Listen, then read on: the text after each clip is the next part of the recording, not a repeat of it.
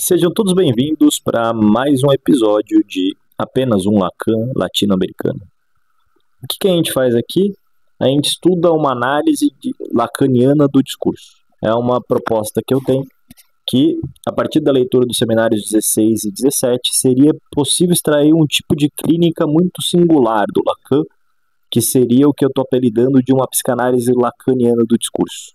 E esse tipo de clínica teria vários benefícios, inclusive nos ajudando a entender diferenças radicais entre Lacan e Freud e possibilitando pensar problemas políticos mais complexos que atravessam a clínica, superando um viés muito individualista e familiarista da psicanálise freudiana. Esse projeto vai se tornar um projeto de doutorado. Enquanto isso, eu tenho apresentado aqui o seminário 16 do Lacan para ir tentando extrair essa teoria geral de uma análise lacaniana do discurso, que a gente usa tanto na clínica quanto em análise de discurso de temas políticos que atravessam o mundo. E seguindo com a leitura do seminário 16, a gente vai apresentar hoje o capítulo 11 do seminário 16, que eu apelidei, não é o título real do capítulo, eu apelidei de Saber Verdade. Lacan analisa cristianismo, psicanálise e comunismo, tudo junto e misturado no mesmo balaio. Vai ser um capítulo bastante denso, mas vamos ver se a gente consegue apresentar ele dentro de uma hora aí, vai dar um trabalho lascado. E quem puder, curta o vídeo, se inscreva no canal e compartilhe e mande perguntas ali na caixa de comentários para não me deixar falando com as paredes. Bora lá! Lacan começa o capítulo ali fazendo uma retomadinha da aposta de Pascal que ele está falando há 3 séculos e meio. Então vamos lá. A aposta de Pascal por Lacan é uma abordagem matemático-científica sobre Deus, se valeria ou não acreditar na existência de Deus. Então Lacan já fazia essa análise de discurso do pensamento de Pascal como uma síntese, como uma espécie de metáfora de várias abordagens que se entrecruzavam, que atravessavam Pascal. Uma abordagem matemática científica, uma abordagem cristã do mundo, de um sujeito da época dele, uma abordagem já de um sujeito moderno, uma abordagem já afetada por um pensamento um tanto burguês e individual. Então Pascal era atravessado por uma série de discursos e o Lacan já vinha pensando isso, né? E a aposta de Pascal ela se divide em 4 quadrantes, né? 2 possibilidades de escolha dadas ao jogador que aposta. Ele pode apostar se Deus existe ou não. E a aposta se Deus existe ou não, ela também possibilita que o jogador aposte se mesmo Deus existindo ou não, se ele escolhe abdicar da sua vida, abdicar do usufruto da sua vida em troca de da vida prometida do paraíso, que seria infinitamente melhor que a vida terrena. Então, posso apostar se Deus existe ou não e também posso apostar, e essas apostas se entrecruzam, se abro mão dos usufrutos da minha vida atual em troca de uma vida infinitamente melhor no paraíso. Só um segundinho. Seguindo, parte 2 ali. Na época de Pascal, a revelação existia, são palavras do Lacan, né? Nas palavras da igreja e nas escrituras sagradas. Revelação se refere à comunicação de Deus com seus filhos. Bom, essa parte eu escrevi, né? Então, Lacan vai comentar que é importante para entender Pascal, que talvez a gente não entenda tanto do cristianismo atualmente, que na época de Pascal a ideia da revelação cristã era muito importante. A revelação como uma forma de Deus se comunicar com os cristãos. E as revelações que apareciam tanto nas palavras da igreja quanto nas escrituras sagradas. Então há uma comunicação ali entre Pascal e Deus e a ideia de Deus e o discurso cristão. A aposta repousa na palavra do outro, concebida ou não como verdade. Creio nessa palavra, nesse discurso, a ponto de apostar minha vida nela. Toma esse discurso como verdade em seu peso. Então é outro ponto que o Lacan está trazendo. A aposta de Pascal ela passa sobretudo numa crença na palavra. Eu tomo aquela palavra como verdade ou não. E esse capítulo, a gente vai ver o Lacan desenvolvendo bastante o conceito dele de verdade em dialética com o conceito dele de saber. Verdade aqui não é um conceito com peso menor. É uma verdade, tomar uma palavra como verdade é incorporá-la, absorvê-la, no sentido de que essa palavra produz uma transformação radical no sujeito. Então, para o Lacan, a aposta de Pascal girava em torno da palavra de Deus, ou seja, Deus como um discurso, e da crença nessa palavra como uma verdade. Uma verdade que não é dizer simplesmente que ela é verossímil, mas dizer que o cristão a aceita de forma que essa palavra, ao ser internalizada, o transforma radicalmente. Para o Lacan, então, a aposta de Pascal tem a ver com tomar a palavra do outro, a palavra de Deus, como uma forma de grande outro, como verdade. E continuamos. Lacan, então, ele vai retomar os seus exemplos de análise a partir da dialética que ele produz de saber e do saber e da verdade, em sua conjunção e disjunção. O que quer dizer isso? Então, Lacan, ele está voltando nesse tema que ele já tinha apresentado em outro momento, que há o conceito de verdade na análise de discurso do Lacan, há o conceito de saber, e eles estão postos numa dialética. E a gente tem apresentado aqui nesse canal a hipótese da leitura do Seminário 16, que o Lacan ele está trazendo alguns exemplos que são ao mesmo tempo assim experimentações que o Lacan faz de análises de discurso. Então, o Lacan ele já apresentou dois grandes assim exemplos de análise, de uma análise lacaniana de discurso, né? A primeira, ele pega o capitalismo segundo Marx. Então ele faz uma análise da teoria do capitalismo contida na obra do Marx. Vejam bem que o Lacan está fazendo uma seleção, um recorte discursivo, e ele está analisando aquele discurso. Então o Lacan não está analisando qualquer capitalismo, a realidade do capitalismo. Lacan está analisando o capitalismo como um discurso a partir da teoria de Marx. O segundo exemplo, que é a análise que o Lacan produz, é a análise do cristianismo contido no pensamento de Pascal. Novamente, um recorte discursivo. Não é a análise do cristianismo aleatoriamente, é a análise do cristianismo contida no pensamento de Pascal que se produz ali na aposta de Pascal. E nesses dois exemplos, o Lacan vai retomar para seguir exemplificando o que seria essa tal dessa dialética entre verdade e saber. E o Lacan vai falar que eles estão em uma conjunção, a dialética da verdade e do saber. Por que numa conjunção? Porque ambos participam de uma realidade discursiva. São efeitos possíveis de discurso sobre os sujeitos. Mas eles também estão numa disjunção, saber e verdade, de tal forma que eles são até opostos. Por quê? Porque eles agem enquanto discurso de formas bastante diferentes nos sujeitos. Então a gente poderia pensar saber e verdade como duas operações diferentes que o discurso produz. Dois efeitos diferentes que o discurso produz nos sujeitos.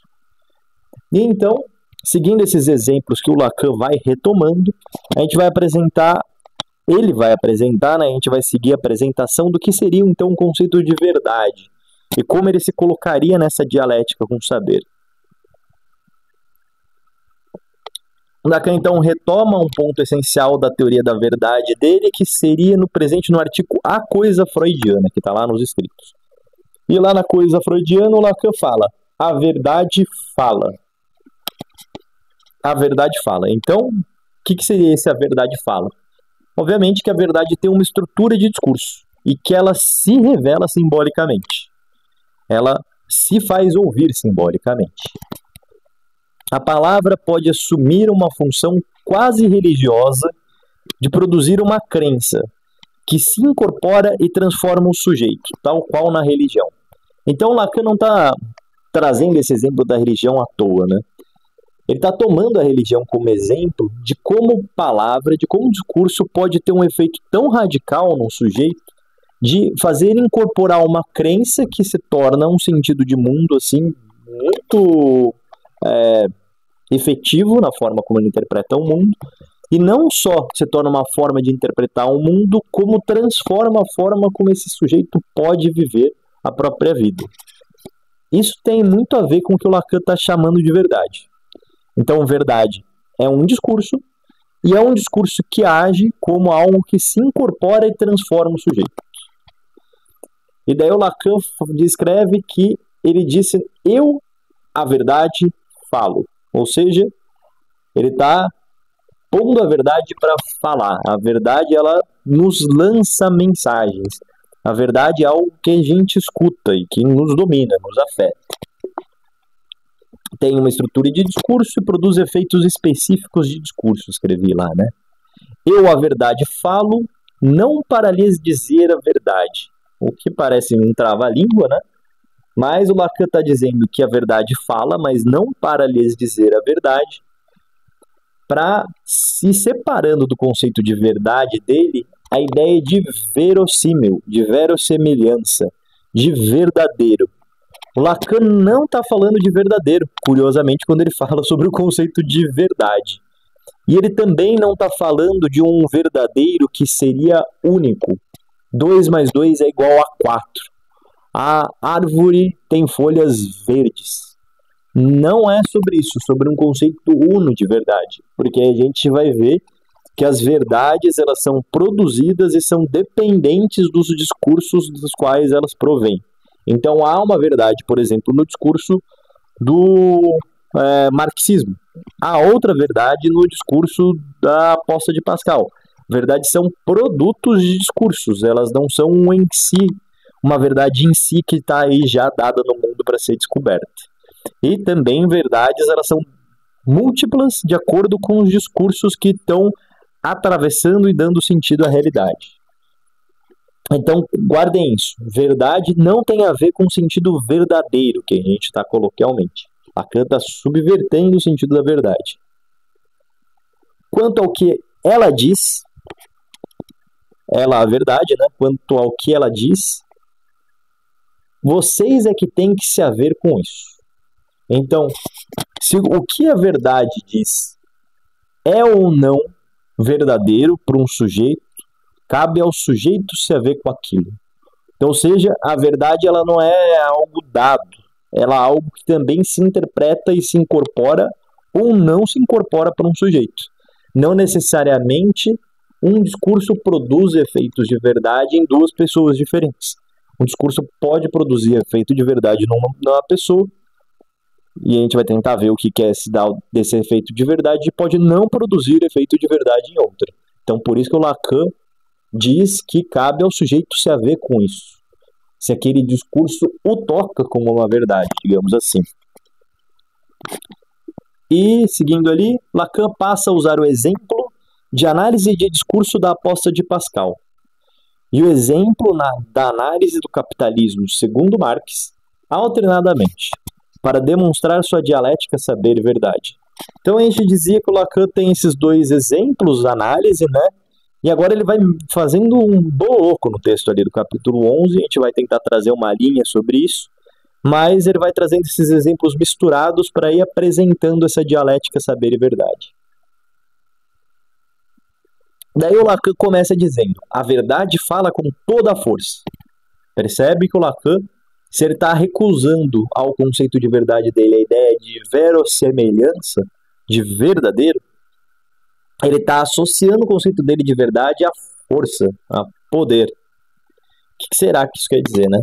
E logo depois ele já traz um exemplo de Lenin, que ele já tinha citado antes. Lenin diria então que a teoria marxista triunfará por ser verdadeira. E o Lacan está querendo dizer, eu e o Lenin estamos pensando em coisas parecidas a partir da forma como eu leio essa frase do Lenin. E daí o Lacan completa, né? A teoria marxista triunfará por ser verdadeira, mas não forçosamente por dizer a verdade. Novamente, esse jogo de linguagem do Lacan, no qual ele está dizendo que o comunismo ele não conta uma verdade una, toda a verdade que há ali para ser descoberta sobre a economia capitalista. As verdades que dão sentido ao que é uma economia capitalista são múltiplas. Mas o comunismo, a teoria marxista, ela propõe um sentido de verdade. sobre o que é o mundo capitalista. E esse sentido de verdade, se opera, leva a teoria a triunfar. O que será que isso quer dizer, né? Vamos seguindo. Escrevo eu ali, ó, né? Como exemplo traz, verdade não se refere ao verdadeiro, mas àquilo que tem força de transformação subjetiva e social. Verdade não é um em si, ela é produto de um discurso. Se tem força de verdade, produz transformação histórica.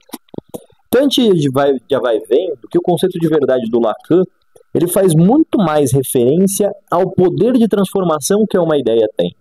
Daí não à toa ele escolheu esses dois exemplos, né, o cristianismo ou o comunismo. São ideias que foram tão potentes nos seus contextos históricos que ela era incorporada pelo sujeito, transformava completamente a interpretação de mundo desse sujeito, transformava também como ele entendia a própria vida, a ponto de levar esse sujeito a produzir revoluções.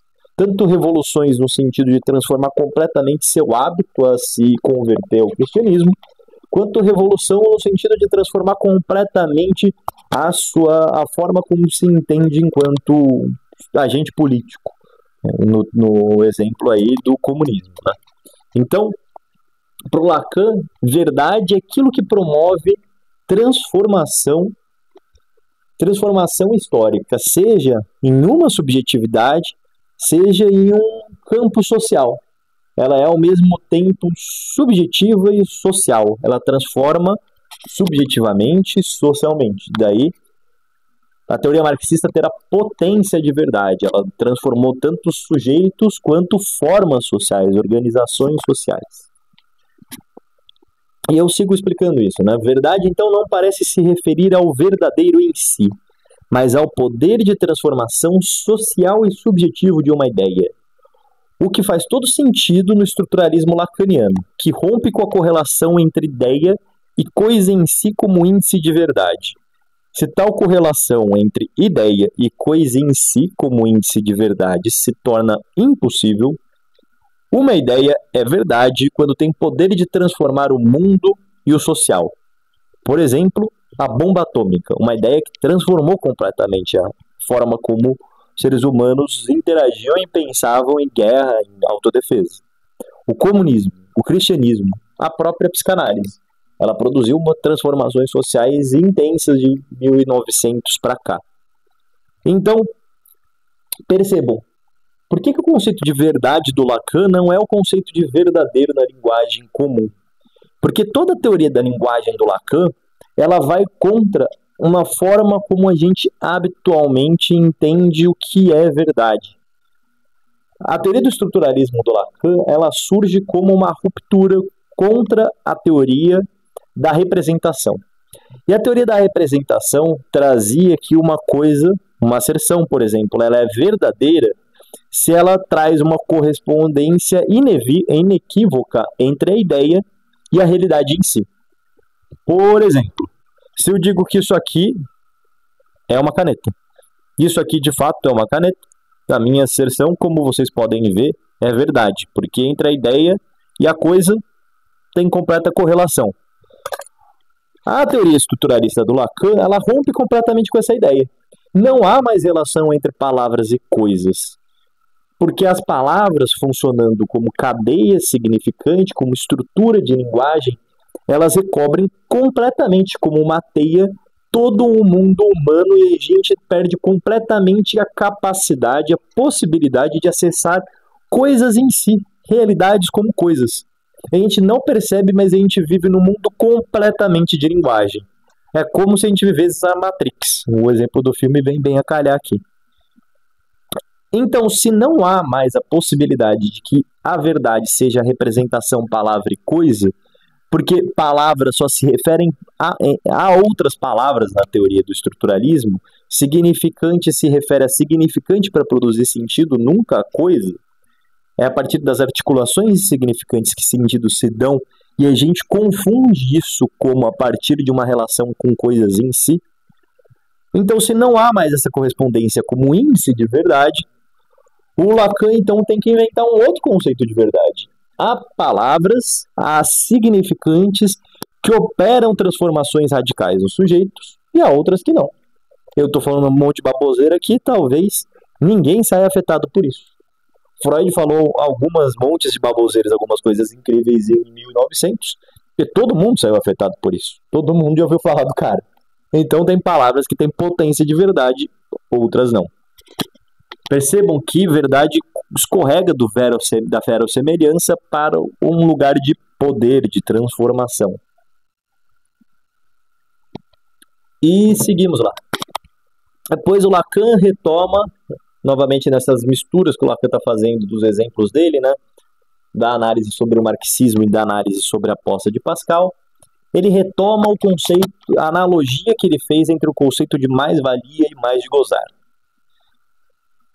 E daí o Lacan fala, o objeto A, no discurso do capitalismo, segundo Marx, é a mais-valia. Não, isso aí sou eu falando, tinha esquecido.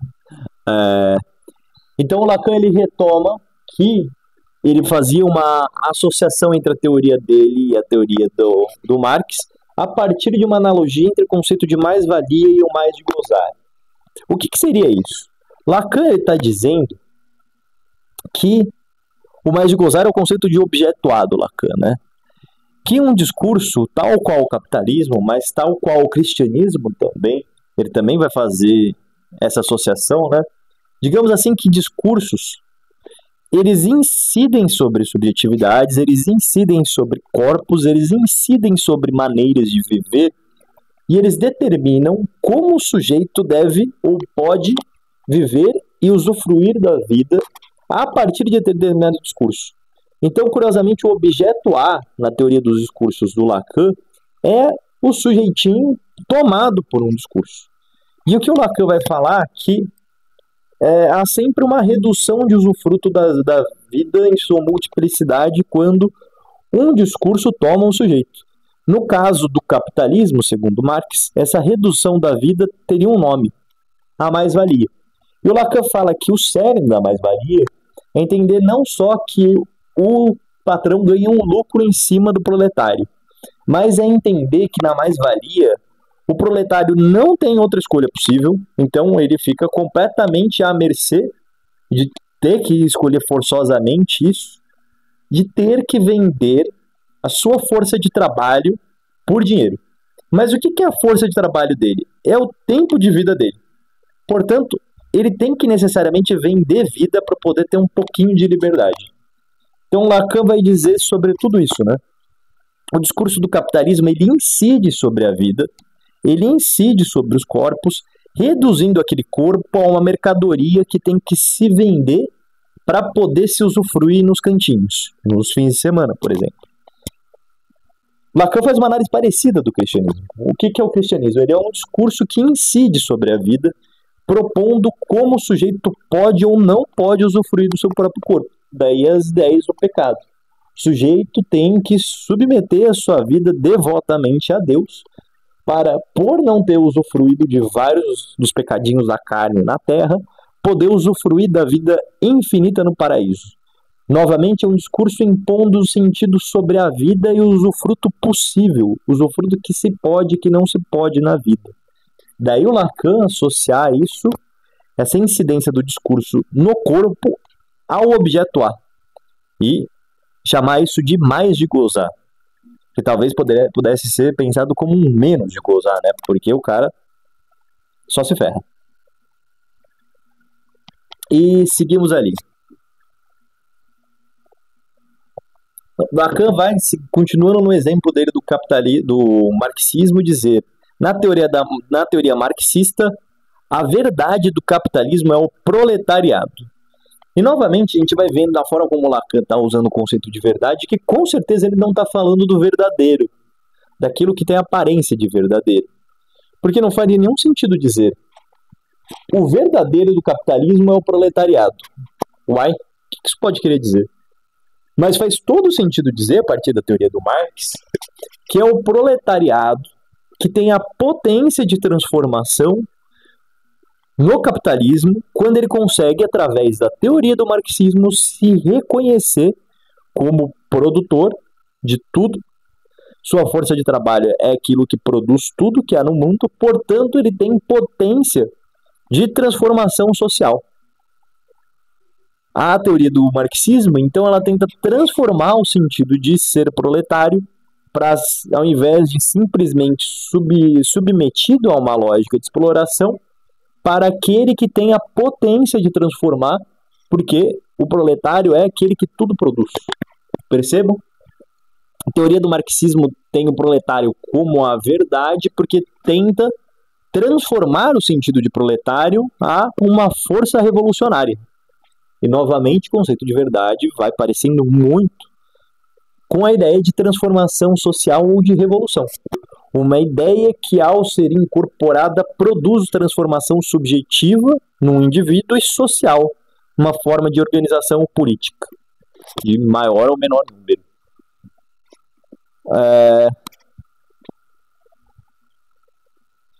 Verdade está no sentido de com potência de transformação. O proletariado detém o poder da transformação do capitalismo.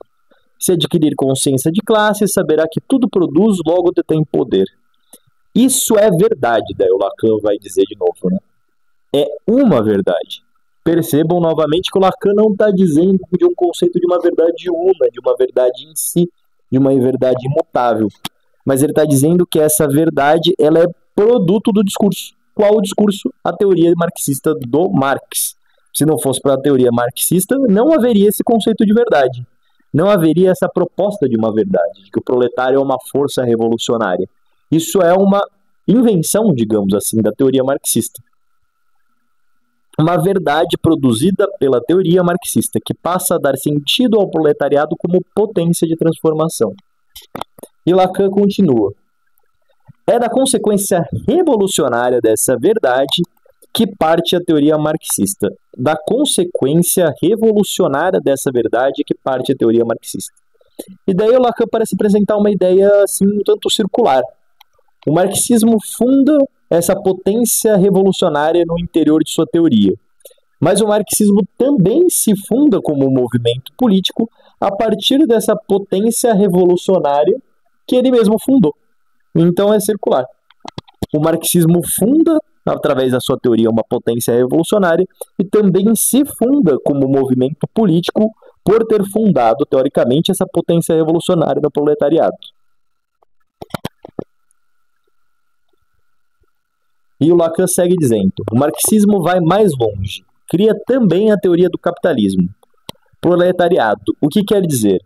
O trabalho é transformado em mercadoria, assim como a vida do trabalhador, pura mercadoria. Essa seria a verdade da mais-valia. A gente já tinha explicado ali na ideia do objeto A, né? A mais-valia não é simplesmente ter que trocar trabalho por dinheiro. É que como não há saída, o trabalhador tem que necessariamente perder vida para poder usufruir de um pouquinho de vida, já que ele vende a própria vida quando ele vende a própria força produtiva. E então temos ali, o trabalhador, em virtude da teoria, aprende a se saber como tal. É uma frase do Lacan, né? do capítulo 11. O trabalhador, em virtude da teoria, aprende a se saber como tal. Já não é proletário em si, ou seja, em sua essência, não é um proletário como uma coisa no mundo, mas é proletário como para si. Aquilo que se chama consciência de classe. Então, a teoria faz com que o sujeito passe de uma suposta realidade essencial em si, uma coisa ali no mundo, para uma consciência que se torna operativa a partir de sua posição, podendo agir a partir do conceito com o qual passa a apreender a si mesmo. Então o Lacan está falando que discursos eles sempre produzem efeitos na realidade. Né? O que o discurso do marxismo fez? Fez com que o trabalhador, que talvez já estivesse lá, ele passasse a se reconhecer como um trabalhador a partir de um sistema que ganha sentido, e que nesse sentido ele basicamente passa a existir a partir dessa teoria. E a partir de se entender como proletariado, como um significante articulado a todos os outros da teoria marxista, ele passa a entender um funcionamento do trabalho dele nesse sistema e passa a poder operar nesse sistema. Isso seria para o Lacan consciência de classe. A consciência que toma a si mesmo a partir desse conceito novo, proletariado, como objeto da própria consciência, e nisso consegue operar no mundo, transformar. E, bom, essa foi a apresentação do conceito de verdade que o Lacan faz ali no capítulo 11, e o Lacan segue para a apresentação dessa dialética entre saber e verdade, ou entre verdade e mentira, ou entre verdade e decadência da verdade, ou entre verdade e instituição. A gente pode chamar de vários nomes. Vamos ver como o Lacan vai desenvolvendo isso. Só uma pausinha. Seguimos. O que Lacan vai dizer? Da definição mais leninianamente definida com a verdade, ou seja, da definição de Lenin, decorre toda a leniência em que o aparelho está imerso. Ou seja, passa da verdade de Lenin à mentira do Partido Socialista. Leniência do partido. Não dá para entender, o Lacan faz um monte de crítica dessas ao Partido Socialista, a provavelmente algum Partido Socialista francês, mas ele não declara muito exatamente quem que é o alvo da crítica dele. Mas como o Lacan faz um monte de críticas assim, dá para entender que o Lacan está propondo que a verdade produzida ali num momento histórico por pessoas revolucionárias que têm essa conotação de uma verdade revolucionária que transforma pessoas, que transforma mundos, à medida que ela vai se instituindo, vai tomando forma de partido, ela vai tendendo a perder a sua potência e ela vai se tornando leniente. E o Lacan faz muito dessa crítica. A verdade que se perde em sua potência. É assim que ele analisa a obra do Freud, é assim que ele analisa a obra dele mesmo, é assim que ele analisa o comunismo, é assim que ele analisa o cristianismo, é assim que ele analisa, sei lá, qualquer coisa. Basicamente, o Lacan faz sempre essa análise dos malefícios de uma ideia revolucionária quando ela vai perdurando no tempo. É como se ela fosse apodrecendo uns pouquinhos. E como não dá para entender qual é a referência que o Lacan está usando ali do Partido Francês Socialista, a gente poderia passar isso aqui, por exemplo, para analisar, através desse conceito de verdade, o PT, nosso querido Partido dos Trabalhadores. Nosso querido Partido dos Trabalhadores, ele era um partido altamente revolucionário, que surgia do movimento dos trabalhadores, que surgia das greves operárias. E o que vai acontecendo quando ele vai se tornando não mais oposição, mas vai se tornando governo instituído, é que com o tempo, progressivamente, ele vai abandonando de pouquinho em pouquinho suas pautas revolucionárias que o constituíram. Então vai abandonando o MST, vai abandonando o movimento dos trabalhadores, vai abandonando o movimento do sem-teto, vai abandonando defesas de várias das pautas que compunham, como a reforma agrária, vai abandonando defesa do próprio trabalhador em função de uma economia neoliberal. Percebem que a crítica do Lacan cabe muito bem ao nosso PT. Um partido que vai cada vez menos se tornando revolucionário quanto mais ele vai se instituindo. Então é como se o PT fosse fazendo o movimento da ideia revolucionária que o constituiu se tornar um saber instituído que nesse saber ele perdeu sua potência revolucionária. Sigo ali, né? Lacan parece propor que a verdade revolucionária tende a se perder quando se institui, seja no comunismo, no cristianismo ou na psicanálise. É como se Lacan dissesse: eu gosto de Freud, eu gosto dele mesmo, eu gosto do Lacan, eu gosto de Cristo, eu gosto de Marx. O problema são os seguidores, o problema são os cristãos, os problemas são os marxistas, o problema são os freudianos, os problemas são lacanianos. Ele tem uma rixa assim, interna e eterna contra seguidores, como se os seguidores sempre levassem a deturpação do revolucionário de uma verdade, contida em uma teoria. Então, sua teoria da verdade, do Lacan, né, parece ser eminentemente revolucionária, tendendo a se cristalizar em um saber ou se instituir. Então a gente pode colocar a verdade do lado da revolução e o saber do lado da instituição. E a institucionalização dessa verdade sempre tendendo a fazer com que ela perca sua potência revolucionária, sua potência transformadora, se tornando num saber que é como uma ideia cristalizada, uma sombra daquilo que aquela potência foi. E o Lacan dá um outro exemplo agora do cristianismo, usando a mesma estrutura. Cristianismo, durante um certo tempo, ele foi a verdade. Em torno de toda a verdade que tem a pretensão de falar como tal, prospera um clero que é obrigatoriamente mentiroso. Novamente, Lacan dizendo, Cristo, potência revolucionária, cara legal. O clero, essa institucionalização da ideia que outrora era verdade e agora se torna saber, mentiroso. É corrupção da potência revolucionária da verdade de Cristo. Então, verdade perde seu teor revolucionário ao ser instituído. Parece ser a ideia do Lacan contida nessa dialética verdade-saber. E daí o Lacan, inclusive, vai comparar esses exemplos do cristianismo e do comunismo, né? Me pergunto por que as pessoas caem das nuvens a respeito dos governos socialistas.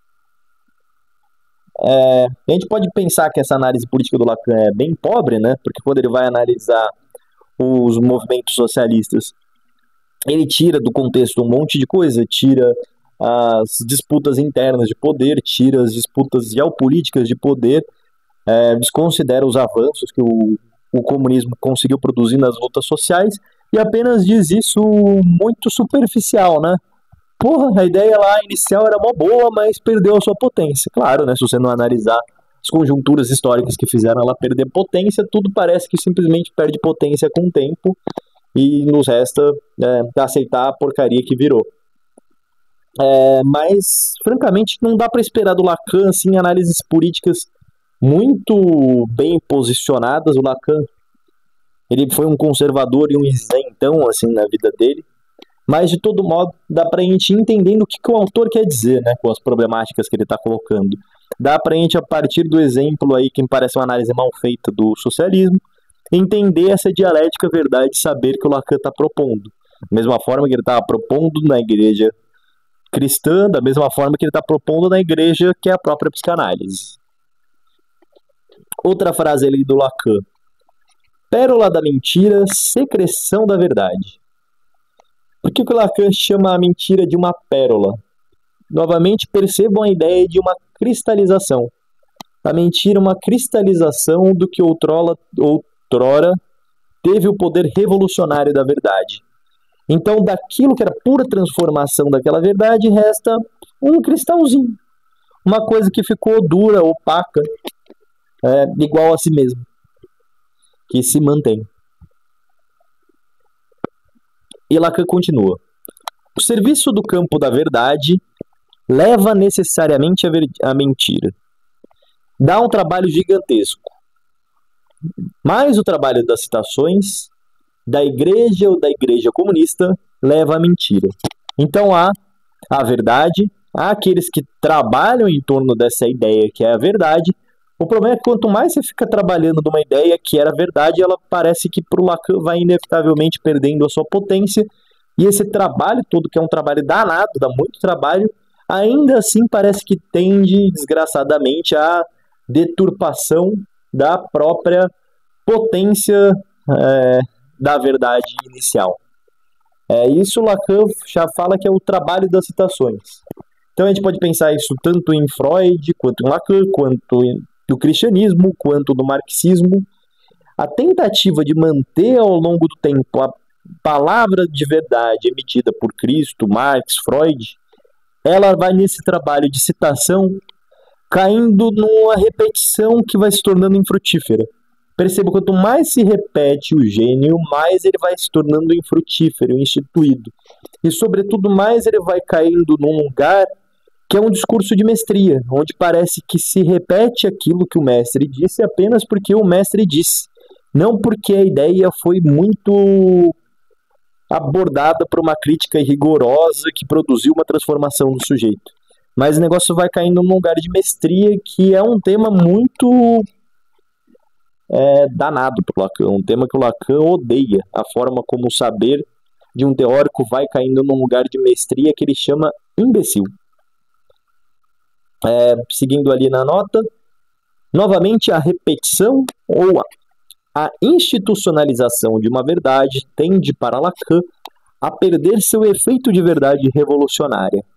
se tornando mera cópia do que foi, passando a servir a outros efeitos políticos que não os seus originais. Então, a institucionalização de uma ideia revolucionária sempre dá bosta pro Lacan. É isso a dialética do saber e da verdade. E um ponto interessante dessa teoria é que essa dialética saber e verdade talvez seja um conceito assim mais bibliográfico do Lacan. Porque saber e verdade é um conceito que aparece muito, essa dialética do que o Lacan está chamando de saber e verdade é um conceito que aparece muito na história de vida do Lacan, na forma como ele ficou puto com os destinos que a própria teoria dele teve no mundo. Então Lacan, ele achava que a psicanálise deturpou a obra de Freud, então os freudianos ferraram com Freud, e ele passa a entender que os próprios seguidores, quanto mais eles repetem o Lacan, ele mesmo, mais vão deturpando a própria obra do próprio Lacan. A tal ponto que o Lacan, no fim da vida dele, ele escolhe fechar a própria escola. Ele fala, não aguento mais ter seguidores. Não aguento mais tomarem a minha palavra como verdade e transformarem ela num saber, em uma instituição. Lacan, então, nessa dialética de saber e verdade, parece que ele está falando muito da forma como ele entendeu também a deturpação do próprio pensamento, feito pelos seguidores dele. Seguimos com a citação do Lacan. Quando nos ocupamos um pouquinho demais com a verdade, ficamos tão atrapalhados que acabamos mentindo. Novamente a ideia de que a verdade, com a transformação, com a passagem do tempo, ela vai perdendo a sua rigorosidade, a sua potência. E a gente vai se enrolando quanto mais a gente vai citando aquilo que outrora tinha potência de verdade. Novamente o desgaste da verdade. Lacan propõe que, tal como na história da psicanálise, uma verdade tende a cair em uma adoração ao mestre, numa eterna citação que se torna infrutífera, perdendo o caráter inovador da ideia em seu contexto original. Não à toa, o próprio Lacan fechou a própria escola.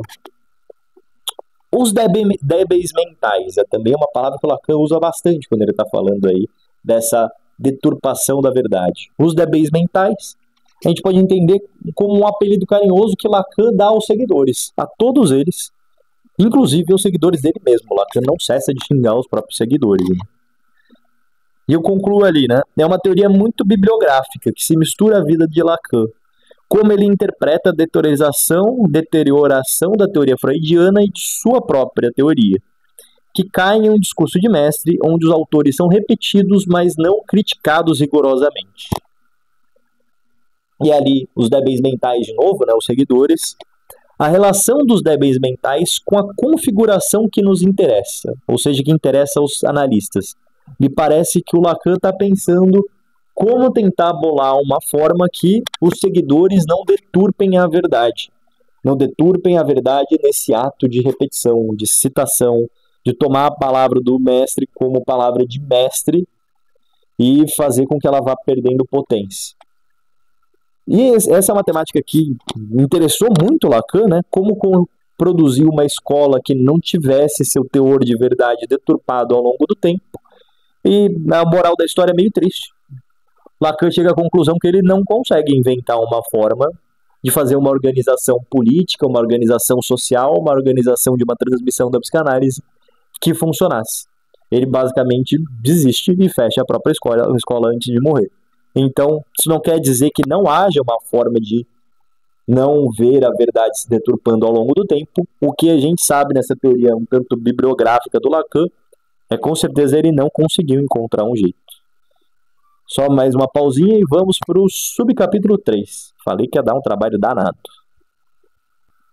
E bom, no subcapítulo 11.3, que eu apelidei de O Furo do Universo do Discurso, Lacan como que dá um salto de tema, e o negócio vai ficar bem complexo. E ele usa a aposta de Pascal para chegar lá de uma forma bem inesperada. Lacan faz dessas vezes. Mas vamos lá. Há um furo no discurso, há em algum ponto um lugar onde não somos capazes de pôr o significante necessário para que todo o resto se sustente.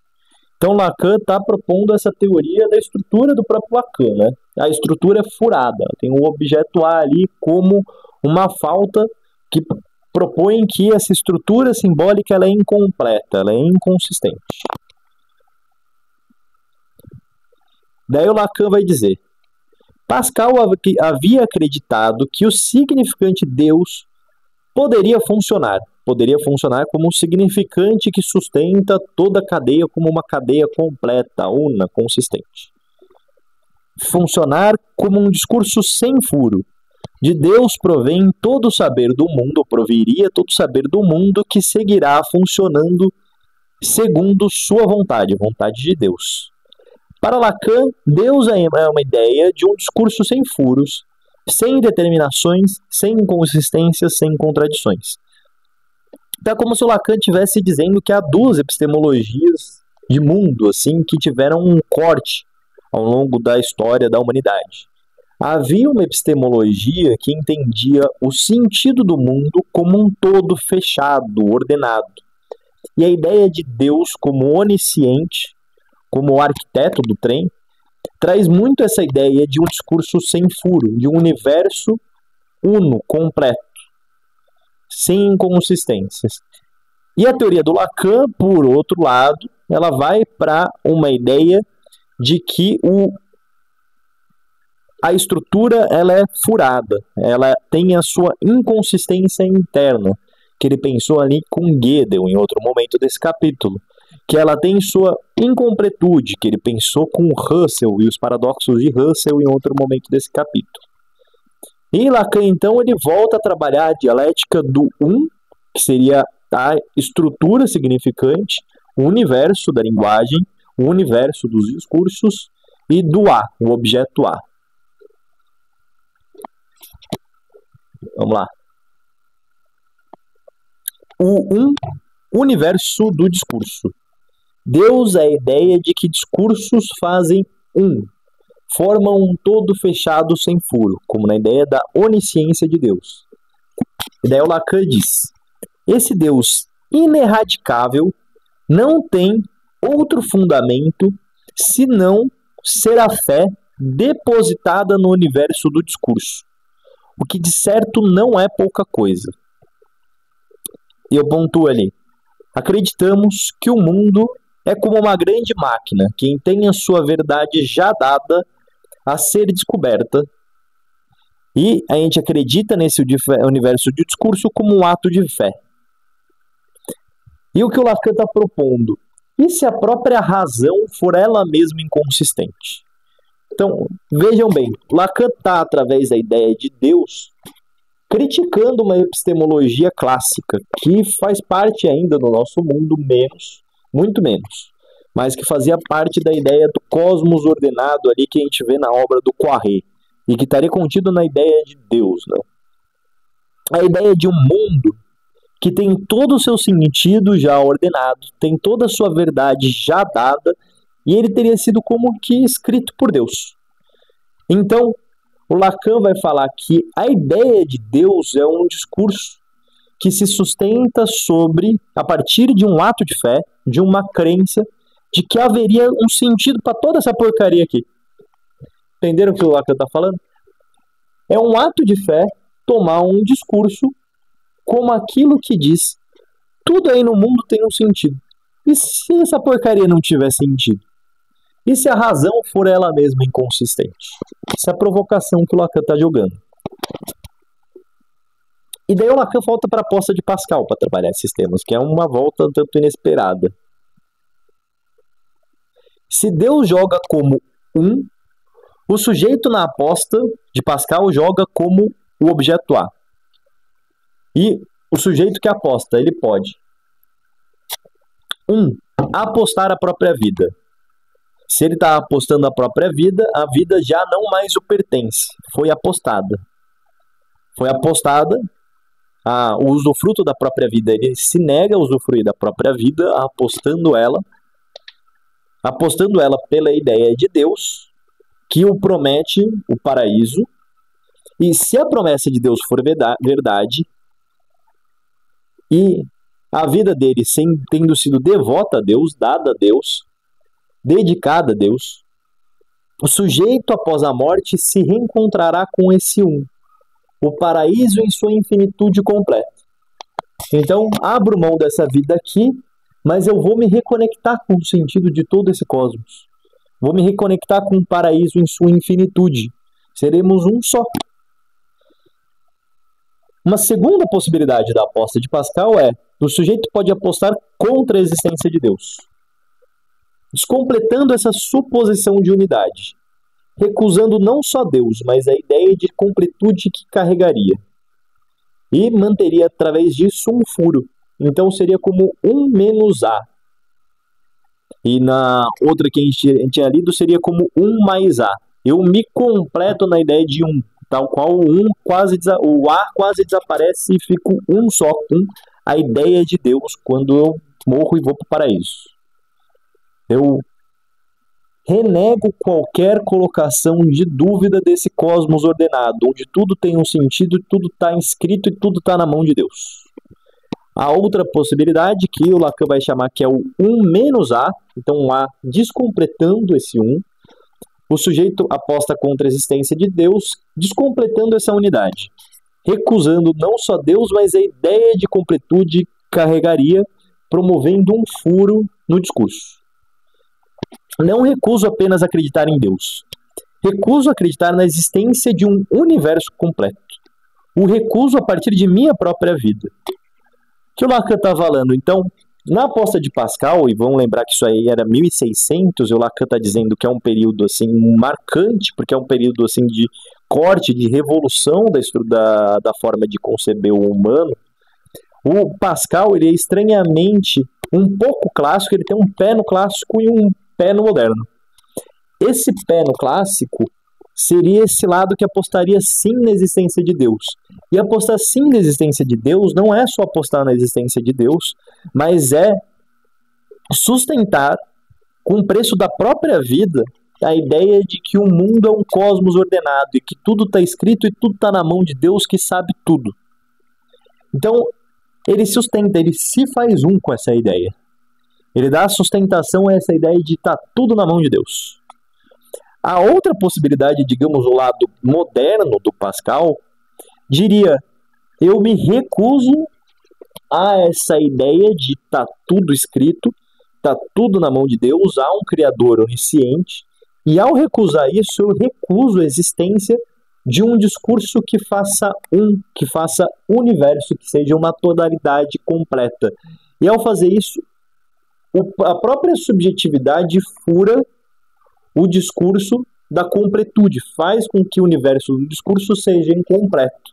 Então Lacan faz uma conexão entre o locus do sujeito, o objeto A como aquilo que descompleta o universo do discurso, sujeito enquanto falta ser como produto da idade moderna, da era moderna, e a queda de um universo consistente de discurso, fazendo com que a razão tenha sua própria inconsistência, que é uma ideia do Lacan.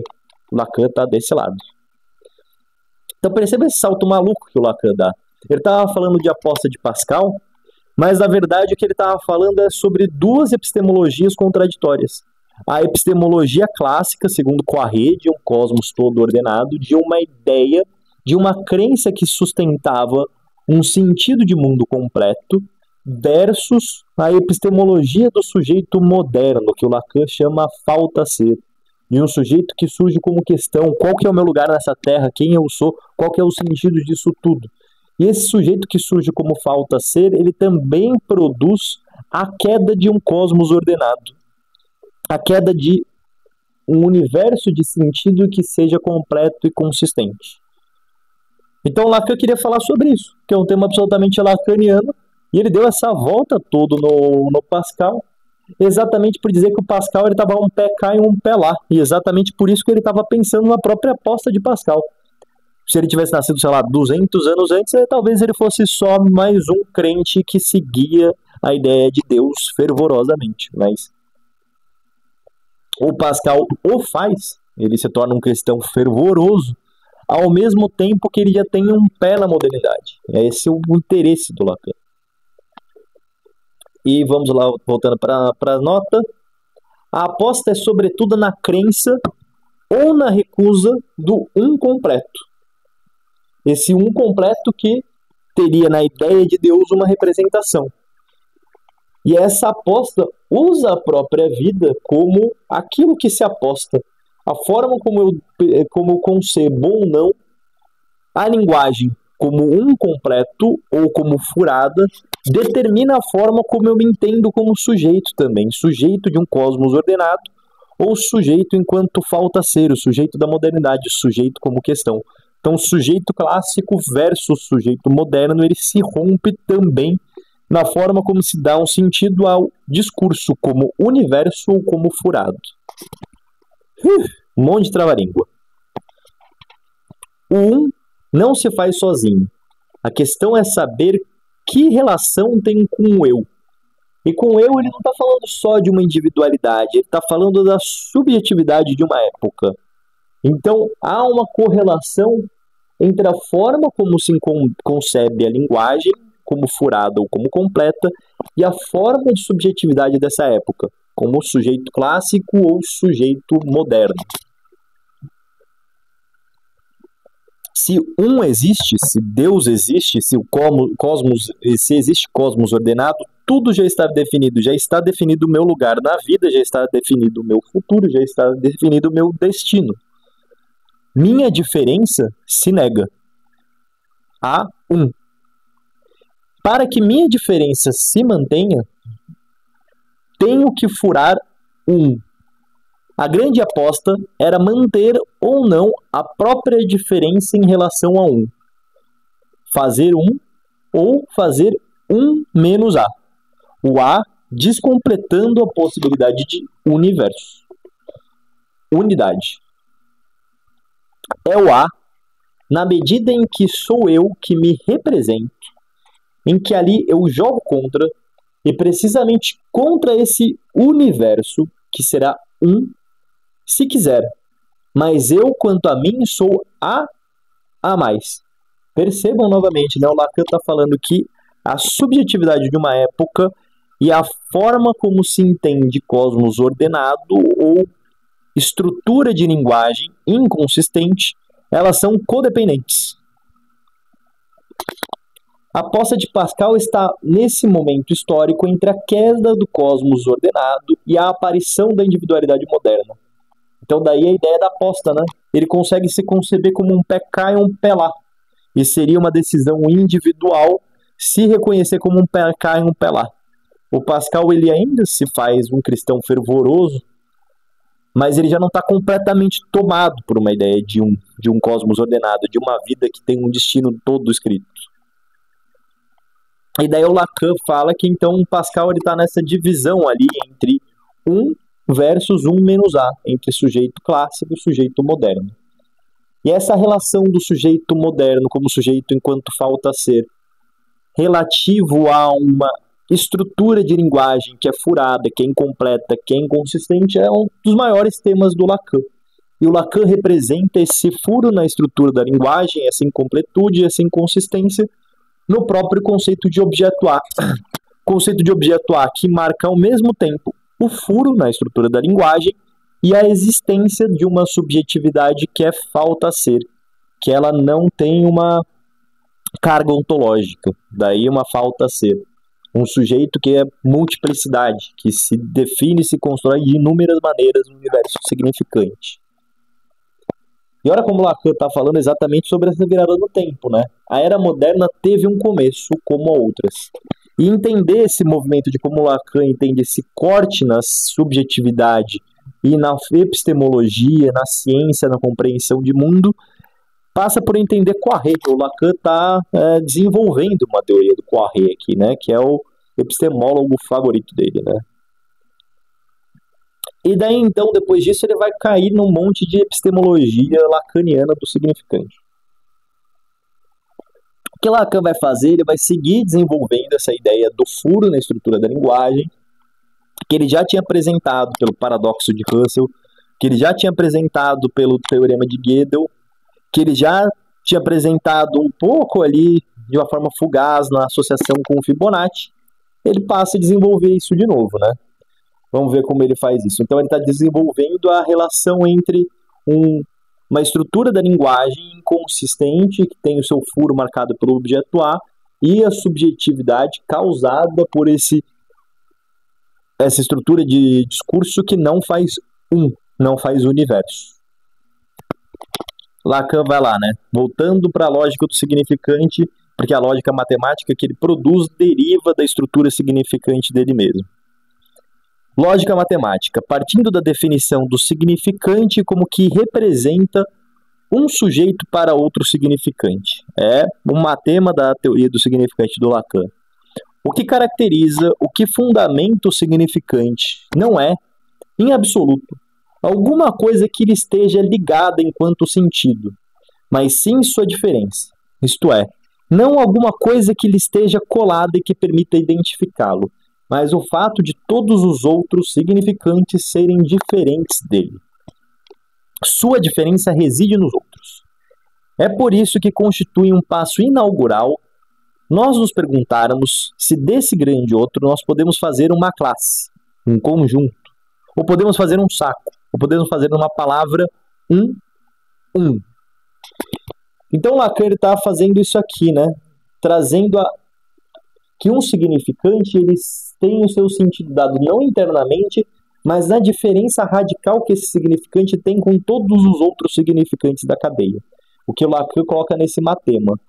S, o significante, em articulação, né, com todos os outros significantes da cadeia, o grande A, né? Porque o significante ele só tem seu sentido dado na diferença. Ou seja, o significante se entende pela articulação que ele mantém com todos os outros significantes de uma frase, por exemplo, de um texto, de um discurso, mas potencialmente ele está sempre numa relação de diferença com todos os outros significantes da linguagem ao mesmo tempo. Essa é a particularidade da teoria do significante do Lacan, né?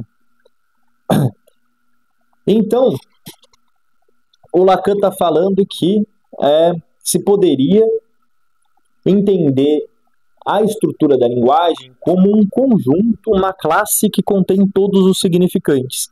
E é isso que vai levar o Lacan a cair na teoria do paradoxo de Russell. Veja bem, há essa teoria do significante. Significante ele é a diferença com todos os outros significantes da cadeia. Um significante que há no universo de significantes é o significante da linguagem enquanto uma totalidade. Por exemplo, a linguagem, o grande outro, a língua, o dicionário, a palavra que contém todas as outras palavras dentro dela mesma, a palavra que faz um conjunto para conter as outras, né? A linguagem seria essa palavra, digamos, esse significante que tenta conter enquanto conjunto todos os outros significantes, tentam se referir a todos os outros. O problema é que o conjunto ele vai cair no paradoxo de Russell, um conjunto que não pode conter ele mesmo, porque se esse conjunto ele é um significante, ele tem que necessariamente, ele só é compreensível fazendo diferença com algum outro significante que não seja ele mesmo, portanto que ele não contém. Então o movimento de tentar fazer nesse universo significante, pela própria regra do significante, expulsa sempre o significante para fora, que deveria ser tomado então por um outro conjunto que sempre expulsa um para fora. Então, o movimento de tentar totalizar um universo do significante faz que ele sempre seja mais um.